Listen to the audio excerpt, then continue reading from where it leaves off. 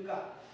이런 것이 제자들 속에 있었어요. 그래서 이런 거를 한번 생각해 보면서 여러 가지 각도에서 오늘 본 말씀을 가지고 설교할 수가 있는데, 진짜 우리의 속마음은 무엇인가? 라고 하는 것을 가지고 한번 우리의 자신을 한번 성령의 도우심으로 한번 정확하게 진단을 해보는 그런 시간이 됐으면 좋겠다라는 생각이 들어서 제목을 정하고 하나님의 말씀을 배워나기를 원합니다. 자, 이제 서론 부분으로 조금 분위기를 부드럽게 하기 위해서 우리 처음에 한 부분을 여러분들에게 소개하면서 현대판으로 좀 바꿔서 얘기하도록 하겠습니다. 굉장히 덥죠.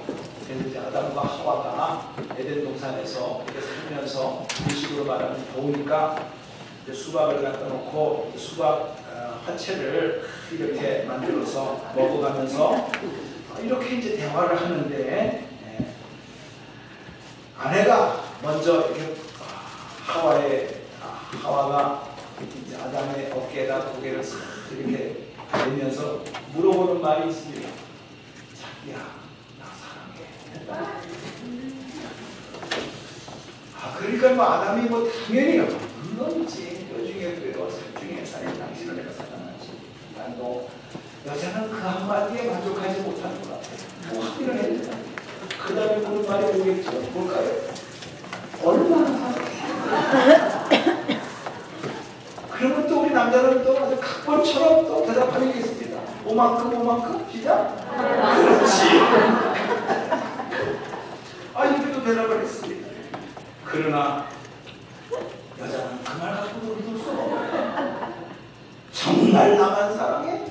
또 이렇게 물어봤다는 거예요. 참, 이거를 끝까지 대꾸한다는 남편의 인내는 대단히 에너지가 소모되는 얘기입니다. 그러니까 좋은 말도, 사랑하는 말도 자꾸 물어서 대꾸하면 짜증을 받는 거거든요.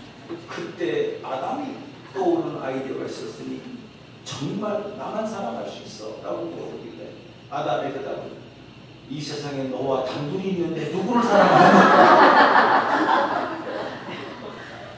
현대판으로 바꾸어서 말을 해봤습니다. 제가 왜 이거를 서론으로 했냐면, 우리는 살아가면서 사랑한다는 걸 알면서도 확인받고 싶어요.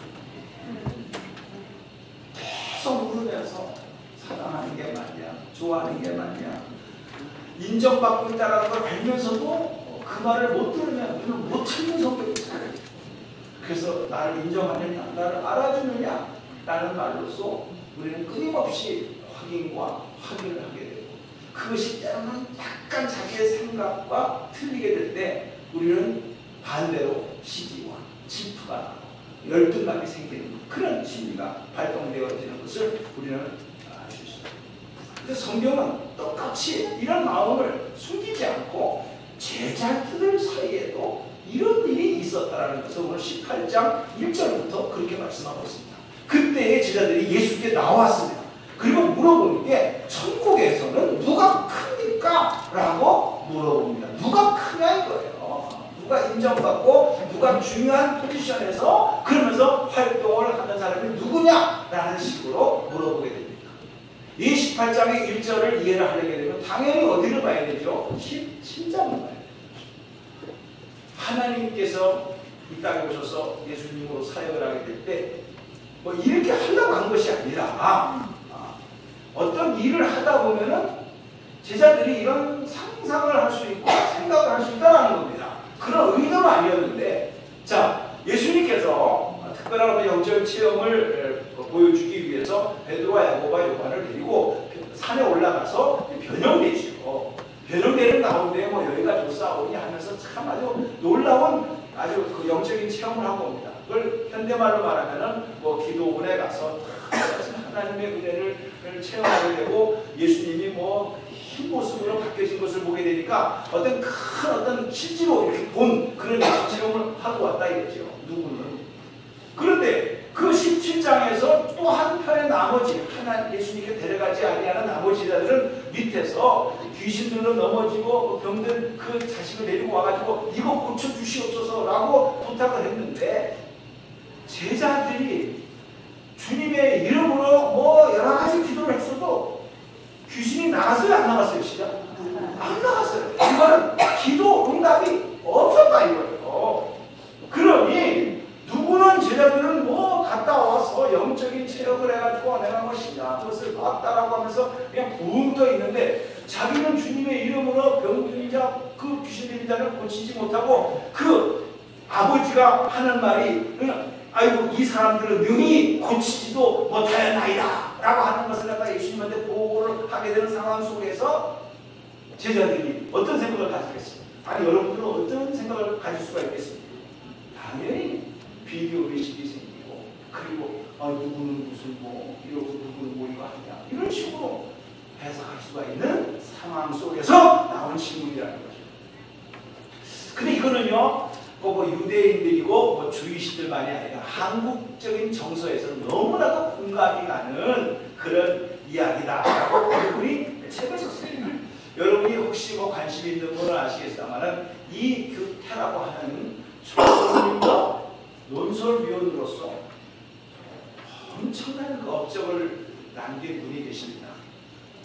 하루도 빼놓지 않고 24년간을 한국인의 그 특성에 대해서 설명을 하는데 동양, 서양을 왔다 갔다 하면서 그 심리를 또 문학적으로 또 이 과학적으로 파헤쳐가면서 그 에세이를 썼는데 24년간을 썼어요.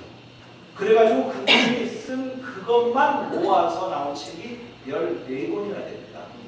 그 중에 제가 이제 몇 권을 사서 이렇게 읽어보는 가운데 그 중에 이제 한 에세이가 한국인의 버릇이라고 하는 개념 속에서 한국 그 사람으로서 내려오는 그 흐름을 설명해 준 것이었어요. 그 설명을 하게 될 때 바로 한국 사람이 들어간 것이 아니라 우리나라의 선교사로 오셨던 언더우드 선교사가 한국에 와서 선교 활동을 하면서 미국 본부에다가 선교 편지를 썼는데 이런 내용을 썼다 이거예요. 선교 본부에다가 내 후배가 만일에 한국에 와서 말씀을 전하려고 할 적에는 절대로 어떤 집회에 가서 높은 자리에 가서 앉았다가 큰일 납니다.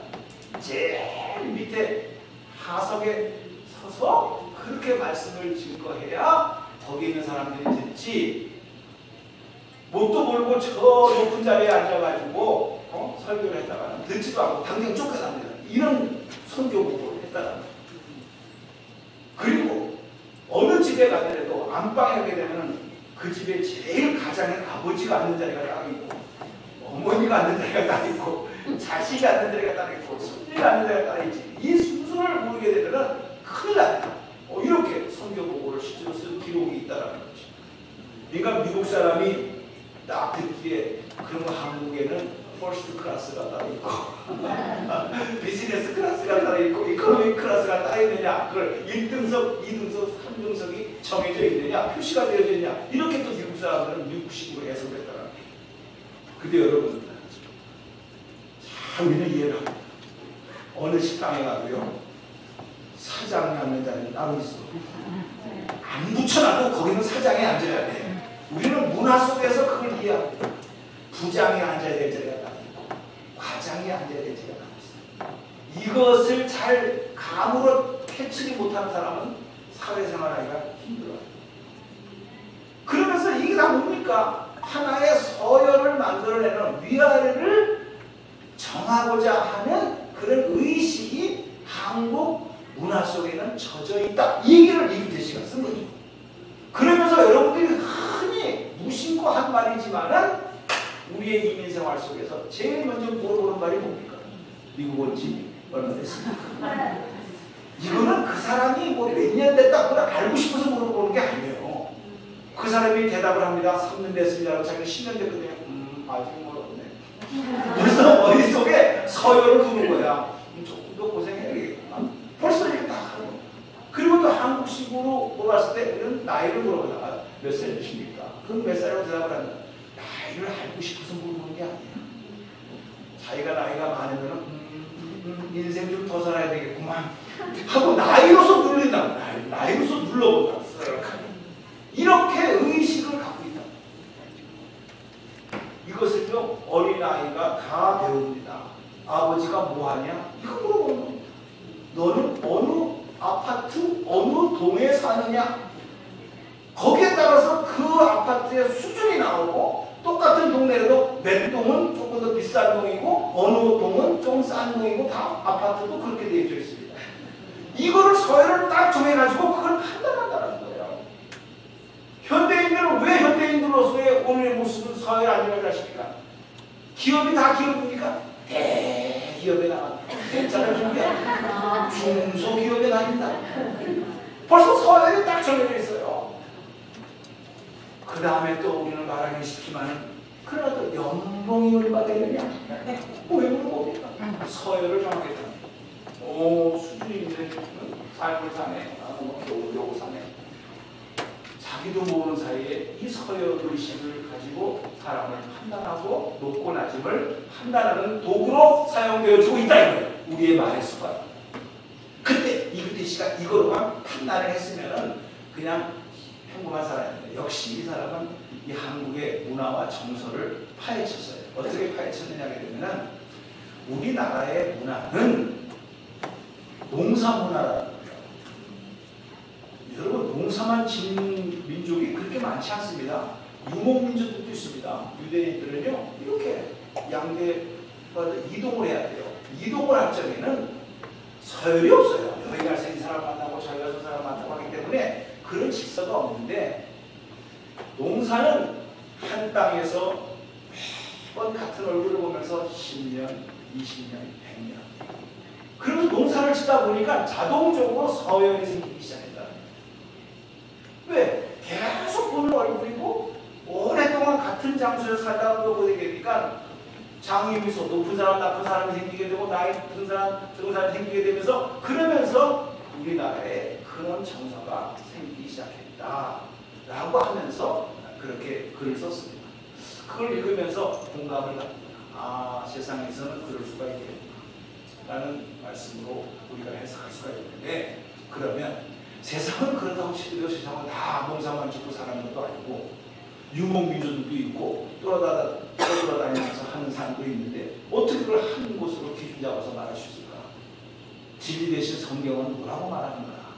라는 가정 속에서 본다고 한다면 제가 처음에 아담과 하와의 대화를 현대판으로 바꾸어서 그렇게 했지만 우리의 마음속에 은근히 그런 것이 있다. 공동체 생활을 하다 보니까 나도 모르는 사이에 자기가 자기를 못 보거든요. 거의 못 봐요. 거울을 통해서 보지만 그거는 그냥 자기 모습을 거울을 통해서만 보는 것이지 우리가 평상시에 내 얼굴을 보면서 살아가는 게 어디 있습니까? 없지. 우리는 상대방을 보면서 살아가요. 그러니 상대적으로 우리의 죄악된 타락된 마음 속에서는요 자동적으로 비교의식이 나올 수밖에 없다는 거예요. 남들과 이렇게 해서 나는 남들이 저거 샀으니까 나도 사야 된다. 이것이 자동적으로 우리의 삶 속에 배어져 있는 모습 속에서 예수님을 따라다니는 제자들도 결국은 천국에서 누가 크냐 라고 하는 공통적인 관심사에서 지금 예수님과 대화를 하고 있는 내용이라는 것입니다. 오늘 근데 이거는 그냥 천국에서 누가 크냐라는 것으로 시작한 것이 아니라 18장 1절을 딱 보세요. 그건 더 중요한 게 있습니다. 그때에 라고 합니다. 그때 어느 때에 이 질문을 했느냐가 중요합니다. 그럼 17절을 봐야죠. 무슨 때였을까? 17장을 보게 되게 되면 이렇게 예수님께서 말씀하십니다. 22절과 23절에 갈릴리에 모일 때 예수께서 제자들에게 이르시되 인자가 장차 사람들의 손에 넘겨져 죽임을 당하고 제3일에 살아나야 하리라 하니까 제자들이 매우 근심하더라 그랬습니다. 지금 십자가와 부활을 얘기하고 있죠. 이게 지금 처음이 아닙니다. 처음으로 얘기한 거는 마태복음 16장 21절을 또 말씀하십니다. 이때로부터 16장 21절입니다. 마태복음. 이때로부터 예수 그리스도께서 자기가 예루살렘에 올라가 장로들과 대제사장들과 서기관들에게 많은 고난을 받고 죽임을 당하고 제3일에 살아나야 할 것을 지자들에게 비로소 나타내셨다라고 말씀드렸습니다. 그러면 지금 이 17장에 나오는 이야기는 처음 얘기한 것이 아닙니다. 계속해서 예수님께서 이제 때가 참에 예루살렘으로 올라갈 것이고 십자가의 죽음과 부활에 대한 이야기를 하십니다. 그러면 제대로 된 내 속마음과 겉마음이 같다면 주님이 지금 고민하고 있는 내용이 뭐냐라는 것에 포커스를 맞췄습니다. 그 마음을 가지고 자기가 동참을 해야 될 마당인데 성경을 보게 되면 근심을 했다고 그랬어요. 17장 23절에 당하신다 하시니 제자들이 그 말을 듣고 매우 근심만 했다. 그러나 그 근심이 근심으로 그냥 끝나버리고 현실적으로 누구는 은혜 받고 오고 누구는 응답이 되지 않아서 망신을 당하고 이거 뭐야? 너나 나나 똑같이 예수님 따라다니는 건 마찬가지인데 왜 이렇게 되냐라고 하면서 주님의 관심보다는 나의 현실에 대한 어떤 시기와 질투와 열등감에서 비교의식 속에 빠져있는 모습을 지금 성경은 말씀하고 있는 거예요. 다시 말씀드려서 이걸 현실적으로 말하면 아버지께서 지금 다 나이가 드셔서 병도 드시고 돌아가실 때가 돼가지고 아들들이 다 모여가지고 아버지 임종을 지금 지켜보고 있는 가운데에 아이고 아버지 오래 사셔야지 라고 겉으로는 그렇게 말하지만 속은 저 재산은 누가 먼저 가져가 라고 생각하는 것과 거의 같은 수준이라는 거죠. 주님의 십자가와 부활을 지금 마음속에 생각하면서 계속 얘기하고 있는데 제자들은 누가 천국에서 크냐라는 말은 돌아가신 아버지 앞에 누가 재산을 많이 가져가느냐 그 말을 공식적으로 말할 수 없지. 그러나 속마음은 그렇대. 겉으로는 아이고 하고 있고. 저는 여기서 여러분들에게 물어보겠습니다. 여러분은 진짜 신앙생활을 하면서 어디에다가 관심을 진짜 두고 있습니다. 이거는 오늘 이 말씀을 빗대서 우리가 한번 이 터닝포인트, 전반전이 끝나고 후반전으로 바뀌어져가는 이 해프타임 시간에 한번 생각해 볼 시간이라고 생각을 해봅니다. 그러면서 한 번 더 생각을 해봤습니다. 우리가 신앙생활을 하면서 진짜 내가 주님이 기뻐하시는 삶을 살아야지.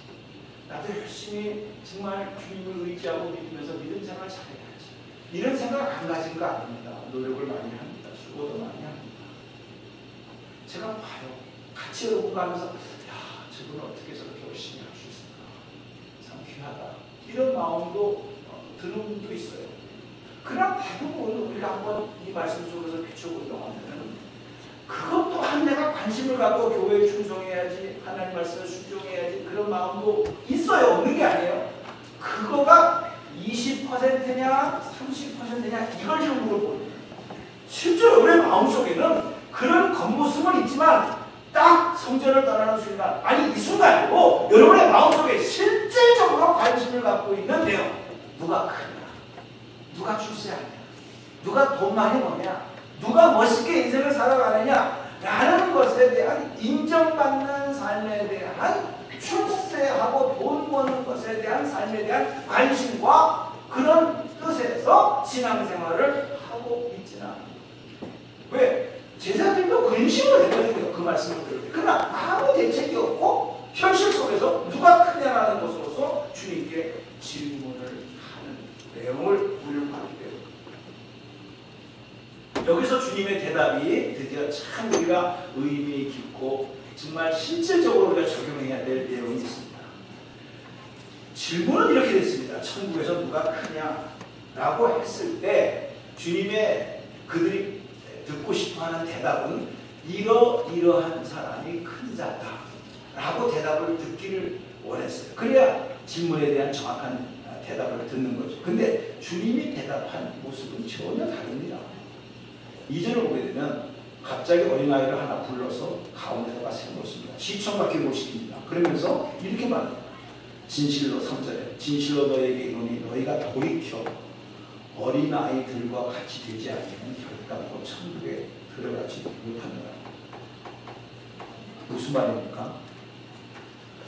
이 제자들은 자기가 예수님을 따라다니고 이렇게 헌신도 하고 그랬으니까 당연히 천국에 들어갈 줄을 적어놓고 얘기하는 거예요. 나는 천국에 들어갔습니다. 다 들어간 건 다 그건 물어볼 것도 없고 들어가서 누가 큰 자입니까? 이걸 물어보는 거거든요. 근데 주님은 들어가지도 못하는데 어떻게 큰 자고 작은 자가 있느냐. 한국 소담에 이거 비슷한 곳이 있습니다. 떡 줄 사람은 그렇지. 김치국부터 먹겠다는 줄 사람은 생각도 안 하는 뭐 들어가고 난 다음에 어떻게 뭐 큰 자 작은 자가 말 들어가지 못하는 사람이 뭐 큰 자 작은 자 어디 있어. 지금 이 얘기를 하고 있는 내용입니다. 사랑하는 분들입니다. 우리가 한번 이 시간에 성령의 도우심으로 저 자신을 포함해서 제가 제일 이게 마음에 걸리는 겁니다. 솔직히 자 설교를 항상 잘할 수는 없지 않습니까? 좀 은혜가 되고 여러분들이 다 공감하는 그런 분위기가 들을 때가 저도 느끼잖아요. 그래서 다 이렇게 이제 문 앞에서 인사할 때 목사님 오늘 설교 은혜 많이 받았습니다. 그런 인사를 받은 적이 있어요. 매번 그런 건 아니에요. 있어요. 그런데 이제 그 말 들을 때 저는 더 겸손하게 뭐 하나님은 은혜를 주셨죠. 뭐 제가 했으니까 그렇게 말을 합니다. 그러나 속으로는 어떻게 알았지? 여러 마음이 있다 이거예요. 있다 이거예요. 왜 나만 쳐다봐? 여러분도 성도님 수고했어요. 이번에 뭐 단기 성경 BBS 너무 수고했어요. 너무 감사해요. 진짜. 그러면 여러분들은 목사님 제가 했나요? 목사님이 했지요. 그렇게 말은 겉으로는 해. 속은 어떻게 알았어? 이러면서 자기가 한 것에 대한 은근한 자기 공로 의식이 있다 이거예요. 이게 없을 수는 없어. 솔직히 우리가 예수님이 아니니까. 그러나 이런 마음들이 있을 때에 결정적인 순간에 쟤는 뭐 한 게 있다고 이거 저러고 있어. 이렇게 많이 나올 수가 있다고. 툭. 이게 속마음이. 진짜 우리가 말한 대로 하나님의 은혜를 알고 계시죠. 주님께 도와주셔서 하시고 능력 주셔서 하시죠. 세상과 나는 강고도 없고 구속한 주만 보입니다. 이게 진짜 말대로 속마음도 그랬다고 한다면 우리는 그렇게 말할 수가 없는 거고 어떤 또 불편한 상황 속에 있어가지고 다른 사람이 막 일이 날 때 우리가 시기불투가 안 나온다. 감사하는 마음만 나오는 주님의 마음은 바로 이걸 말하는 거예요. 누구는 은혜 받아서 그냥 뭐 변호사에 데리고 가고 특별히 베드로하고 요한을 데리고 가가지고 특별히 그 세상만 데리고 가서 그런 거 보여주고 우리는 밑에 있어가지고 그냥 귀신 들리고 병든다면 고치게 하고 그것도 응답된 것도 아니고 이거 뭐 it's not fair 이런 거거든요. 그걸로 끝나면서 하나님 우리는 어찌 그 능력이 나가지 않습니까? 뭐 하면서 겸손한 마음으로 달려주면 되는데 물어보는 첫 마디가 누가 큽니까? 왜 차별하십니까? 네? 그런 말은 공식적으로는 말을 못해. 그러나 천국이라는 말을 써가면서 천국에서 누가 큽니까? 이렇게 말하는 겉의 표현이지만 속은 어떤 분이었어요? 이 세상에서도 누가 큽니까? 이게 진짜야. 제가 보기에는 그렇게 생각이 들었거든요. 이 세상에서 누구는 올라가서 내려가고 누구는 밑에서 귀신도 못 쫓아내고서 아버지로부터 부모로부터 피자 듣고 이거 뭐 같은 제자라도 수준이 다르네요. 이거 뭐 주님 어떻게 생각하십니까? 현실 문제를 놓고 물어보는 것이지 겉으로 표현한 것이 천국 얘기하고 있습니까? 지금 이게 말만 그렇게 천국 얘기하는 거지. 현실은 지금에 부딪힌 거라. 주님이 그걸 모를 리가 없어요. 벌써 제자의 마음이 구부러졌어요. 이러고 보니까 오늘 내가 아침에 썰렁한 유머 하나가 생각이 나요.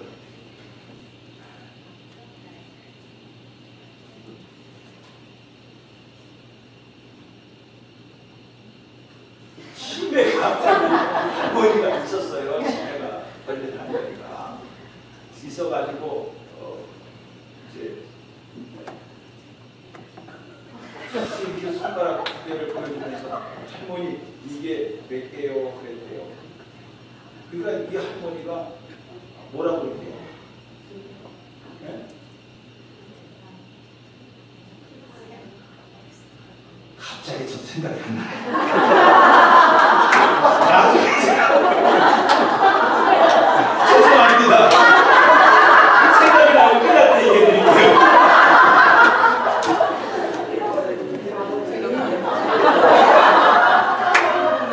많은 사람에서 힌트를 줘봐요. 자, 다시 원고에 없는 거 얘기하다가 갑자기 그래요. 성모님 가르쳐주려면 끝까지 가르쳐주고 읽는 것만 생각하면 왜 떠오르지 않게 하지. 자, 그러니까 주님은요 그 속마음을 본 거예요. 다시 원위치 잘 생각하세요. 딱 보는데 주님이 이 벌써 제자들 마음속에 다른 데가 있거든요. 근데 그 다른 마음을 주는 게 베드로에게도 그 16장에서 말한 것처럼 그렇게 하지 마옵소니까 사탄은 물러가게 됐잖아요. 그러니까 벌써 이 겸손과 그 순종은 주님께서 주시는 성령의 마음인데 여기서 벌써 시기 질투 교만이 나오고 누가 크냐라고 하는 것은 이건 벌써 예수님 알아요. 창세전에 하늘나라에서 천사장이 하나님과 비기리라. 너만 찬송받아, 너만 높임을 받아, 나도 받을 수가 있어. 이래가지고 루시퍼가 반기를 들었잖아요. 그러니까 누구는 뭐 변화산에 올라가서 그렇게 은혜 받고 누구는 밑에서 이렇게 돼. 나도 그렇게 할 수 있어. 나도 그렇게 돼야 돼. 라는 마음은 사단이 주는 마음이다. 그래서 사단이 에덴 동산에서 아담과 하와가 있을 때 어떻게 유혹을 했어요? 너가 하나님과 같이 될까 봐 먹지 말라고 하는 거야. 하나님과 비기게 될까 봐 하나님 먹지 말라고 하는 거야. 이런 식으로 비교 의식을 집어넣어가지고 그래서 하나님이 너와 맘먹게 될까 봐서 못 먹게 하는 것이지 먹어도 아무 이상 없어. 하나님까지 될까 봐 되려고 그렇게 하나님께서 미리 못 먹게 하는 거예요. 이렇게 유혹을 시키는 거예요. 여러분 이것도 어떻게 보면 우리가 선의의 경쟁이라는 것이 있습니다. 그래서 영적인 것도 질투심이 있어가지고 그래서 저 사람이 저렇게 해야지 나도 열심히 해야지 하면서 선의의 경쟁 속에서 서로의 선의의 컴퍼티션을 해가면서 나가는 거 너무너무 좋은 거예요. 그런데 여기에 본문의 내용을 가만히 보게 되면 그런 게 아니에요. 누구는 뭐 이렇게 돼서 우월감 갖고 누구는 이 낮은 위치에서 이런 거나 허들의 일만 해야 되는 것이냐 라는 시계 속에서의 누가 크냐 라는 식으로 제자들이 물어보는 장면. 이거는 성령께서 주시는 마음이 아니라 마귀가 주는 마음이라는 것을 주님은 그 속마음을 딱 보는 거예요. 그래가지고 어린 아이를 내세운 거예요. 근데 이것도 현실적으로 본다고 한다면 좀 생각할 때가 많지요. 왜냐하면 요즘 애는 애가 아닙니다. 그 말 한마디가 깜짝깜짝 놀랄 정도로 정말 애늙음이에요. 애늙음. 삼전수전 다 그렇게 그냥 애 같지가 않아. 징그러워 그냥. 징그러워. 신문에 나는 거 아닙니까?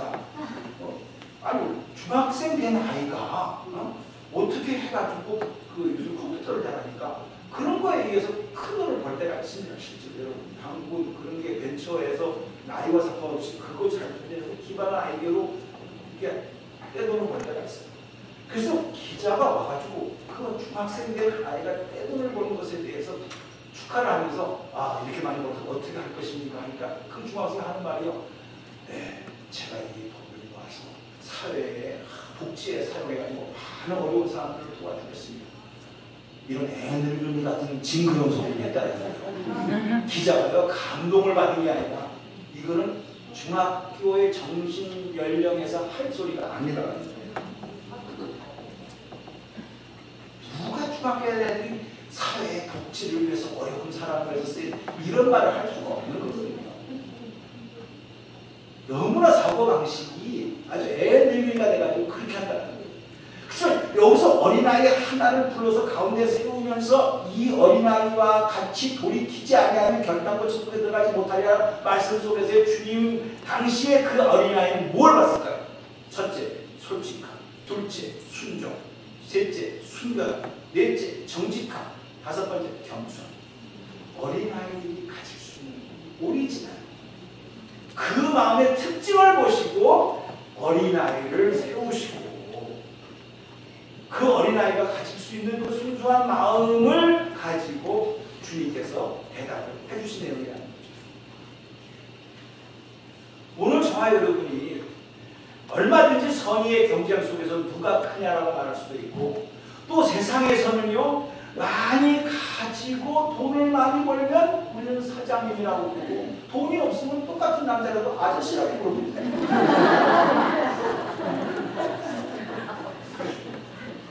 돈을 많이 번 남편을 둔 여자는 사모님이라고 부르고 가난한 남편을 둔 여자는 아줌마라고 부르고 호칭에 분명히 거기에 레벨이 있어요. 수준의 차이가 있어요. 서열이 있어요. 그렇게 습관되어져 있는 사회 속에서 누구는 아줌마라고 불러주고 누구는 사모님이라고 불러주고 이럴 때 우리는 그 단어에 대한 굉장한 자존심을 갖고 있습니다. 열등감도 갖고 있습니다.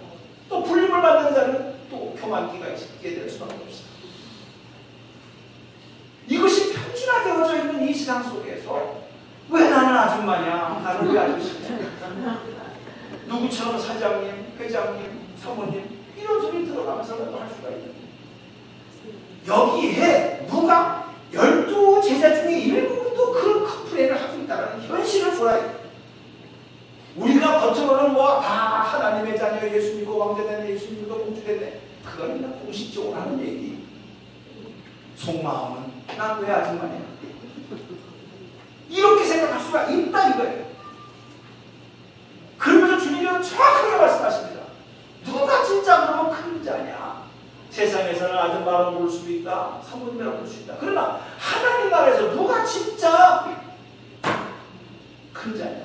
라고 하는 것을 보여주고 있는 내용이 4절입니다. 그러므로 누구든지 이 어린 아이와 같이 자기를 낮춘다. 자기를 낮춘다. 참 이거는 제가 생각을 좀 많이 해볼 그런 단어 중 하나. 어디까지 낮춰줘야 돼? 어디까지 진짜 겸손해져야 돼? 왜? 제가 목사로서 나사렛 예수 그리스도의 이름으로 명하노니 귀신아 물러가라 딱 앉았을 때 그냥 탁 떠나가고 병든 자가 낫고 그러면 우와 이 목사님 연기력이 있네 능력이 있네 그 말씀에 권세가 있네 우와 이게 다 인간으로서 바라는 거지.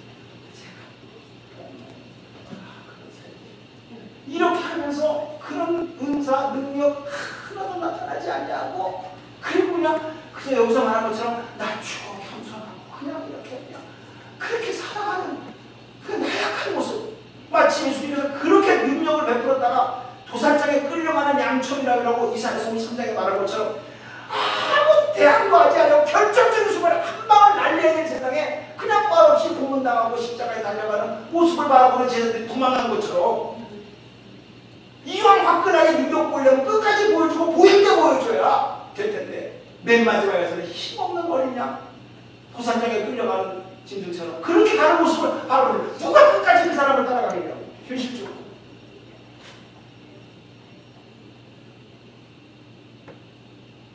이게 걸리는 거예요. 말씀에 권세가 있어가지고 말씀에 눈물 콧물 나올리고 야 우리 목사님 말씀 너무너무 은혜롭다 권세가 있다 능력이 있다 그러면서 그냥 그 말씀에 쏟아내는 모습을 볼 때 정말 귀신을 쫓아내는 능력도 하나도 없는 경수, 뭐 치유의 은사도 없는 경수. 그걸 뭐라는 말인가? 오치가 굉장히 걸려요 이게요. 자기를 왜 어린아이를 좀 어린아이가 무슨 능력이 있으니까 뭐 보호해줘야 되고 붙잡아줘야 되고. 그런데 요한복음에서요, 어떤 게 잘 신앙생활을 잘하는 것이냐라고 할 때에 예수님께서 말씀하세요. 예수를 잘 믿는 게 신앙생활을 잘. 그렇게 대답하셨어. 우리가 예수를 잘 믿는 것은 헌신을 하고 봉사를 하고 화끈한 헌금을 하고 이런 것으로서 우리는 나타나지는 것에 관심을 가질 수밖에 없는 게, 다른 사람들이 나타나는 것을 보고 판단하게 되는 것입니다. 내 내면 속에 있는 인격에 대해서 얼마나 잘합니까? 우리는 위장으로 양방꽃처럼 쌓여서 그렇게 포장, 위장, 변장을 하고 화장까지 하는.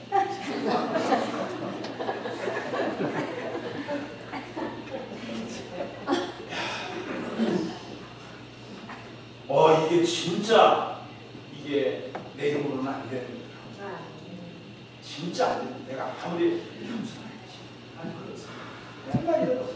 여러분 항상 목사가 매가리가 없구나. 항상 그런 걸 나가지. 그래서 빌립보서 2장 5절에 결국 예수님밖에 없어요. 그분이 들어오셔야 돼요. 주님이 자기의 모습에 대해서 사도 바울을 통해서 표현된 것이 있어요. 너희 안에 이 마음을 품으라. 곧 그리스도 예수의 마음. 이 마음을 품지 않으면 우리가 스스로 건전할 수 없습니다. 어떤 면에서는 겸손이 더 교만이, 나는 이 정도 겸손하다, 너는 뭐야, 이러면서 또 남을 평가해. 그래서 우리가 예수의 마음이 100% 딱 들어오지 않으면 이게 안 되는 거예요.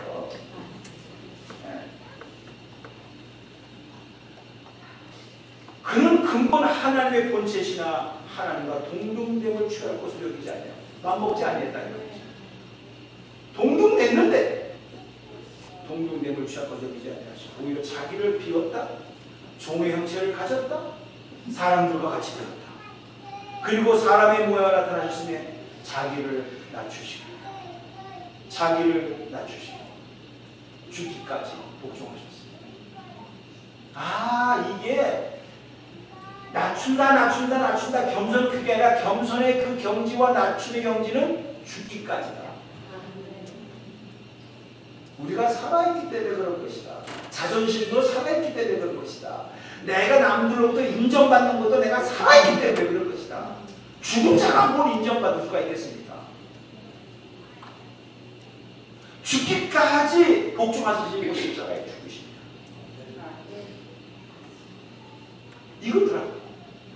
그런데 저희가 보면은 이런 죽기까지 복종하시고 자기를 낮추는 그 수준이 죽기까지 복종하신 그 예수님을 향하여 누가 올려주셨습니까? 하나님이 올려주셨어요.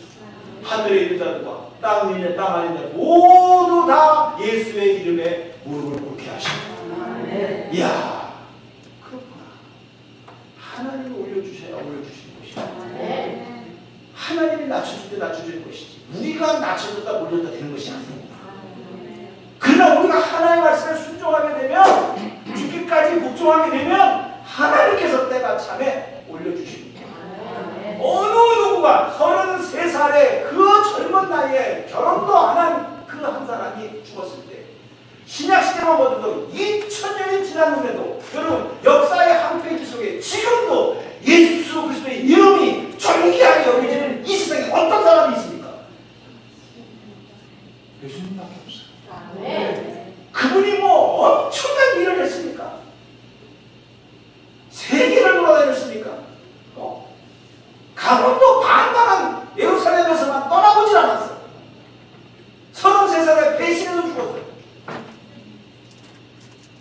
어쩌다가 영웅이 될 수가 있고 어쩌다가 인기가 오를 수가 있을 거 아니에요. 2000년이 지난 오늘에도 예수, 그 이름은 예수, 그 말씀. 우리의 마음 눈물 없으면 갈 수 없는 그 골고다를 생각해보면서 했던 것은 쇼업한 것도 아니고 나타내라고 통잡은 것도 아니고 오직 나를 보내신 하나님 아버지의 뜻을 믿기 위해서 말없이 걸어가서 그 길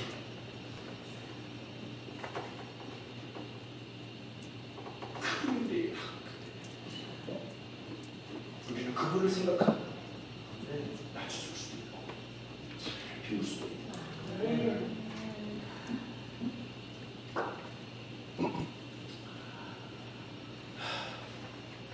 말씀을 마치면서 여러분이 침례요한 참 너무나 훌륭한 사람이지만 예수님께서 말씀하신 거 아시죠? 침례 요한은 하늘나라에 가게 되면 제일 잘한 자라고 있어요. 예수님께서 직접 하신 말씀이에요. 우리가 예수 그리스도를 알고 그분을 영접하고 그분과 함께 동행하며 살아가다는 우리가 능력, 은사, 돈 많은 거 세상이 다 요구하는 것이고 그걸로 평가는 나지 않아요. 주님 내 안에 오셔서 나를 인정해 주고 그분과 함께 정말 내가 가야 될 나의 십자가 그걸 조용하게 짊어지고 한 생애를 마친다고 한다. 주님 앞에 서는 순간에 네가 가자 네가 가자 이렇게 평가받는 저와 여러분이 될 수 있습니다. 그러므로 누구든지 이 어린아이와 같이 자기를 낮추는 이가 천국에서 큰 자리라. 이 복된 말씀으로 승리하게 되기를 주님의 이름으로 축복합니다. 거룩하지만